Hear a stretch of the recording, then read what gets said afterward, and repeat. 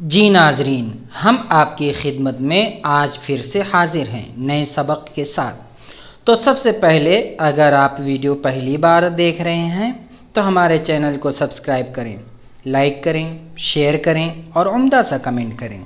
Video पूरी देखें ताकि सबक अच्छी तरह समझ में आ जाए।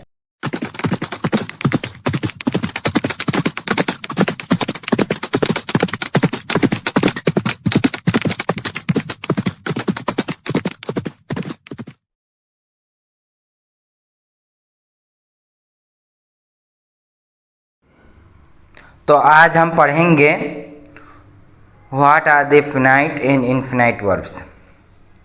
2 दिन से वीडियो नहीं डाल सका, कुछ मसरूफियात आ गई थी, माजरत चाहते हैं।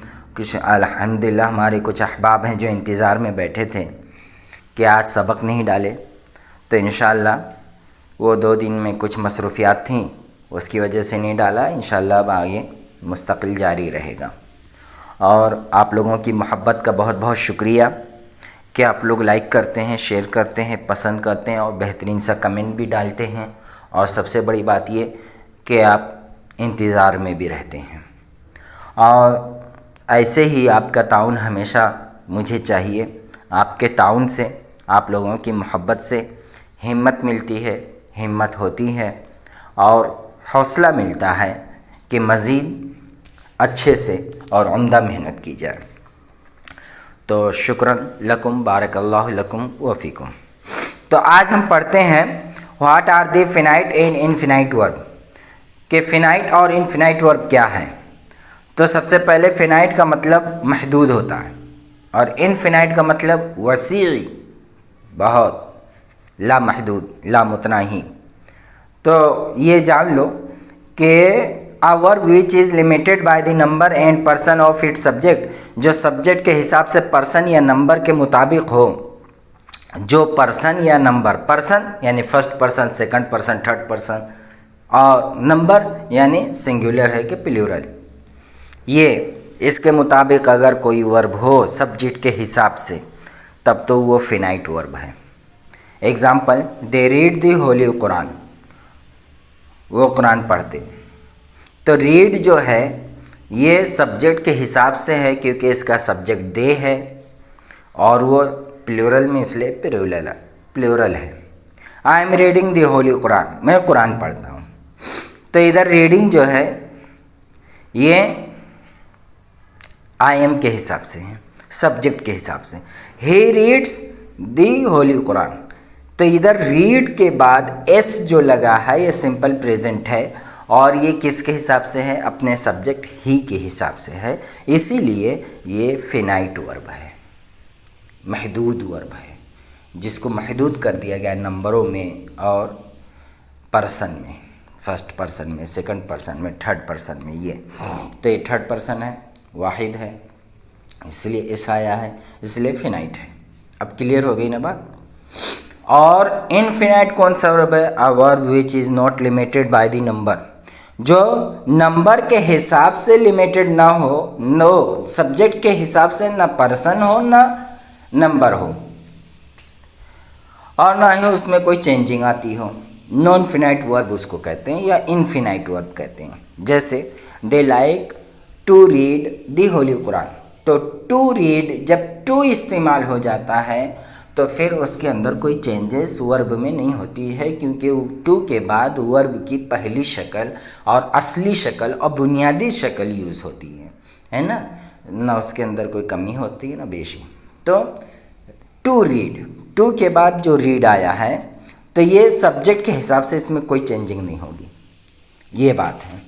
सब्जेक्ट के हिसाब से चेंजिंग सिर्फ लाइक में होगा कि he likes, she likes, they like, I like, ऐसा। अब देखिए, reading the holy Quran, I try to explain it, कुरान पढ़ते हुए मैंने ट्राई किया कि उसको एक्सप्लेन करूं। तो टू एक्सप्लेन जो है यही इनफिनाइट वर्ब है। क्यों? इसलिए कि टू के बाद आया है और दूसरी बात ये कि इसके अंदर कोई चेंजेस नहीं होगी।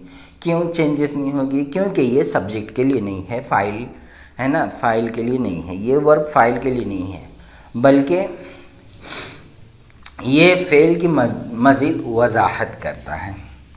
और आगे देखिए, ही लाइक्स रीडिंग दी होली कुरान, वो पसंद करता है। तो लाइक्स जो है वो तो है फ़ाइल के हिसाब से, लेकिन रीडिंग जो है ये फ़ाइल के हिसाब से नहीं है।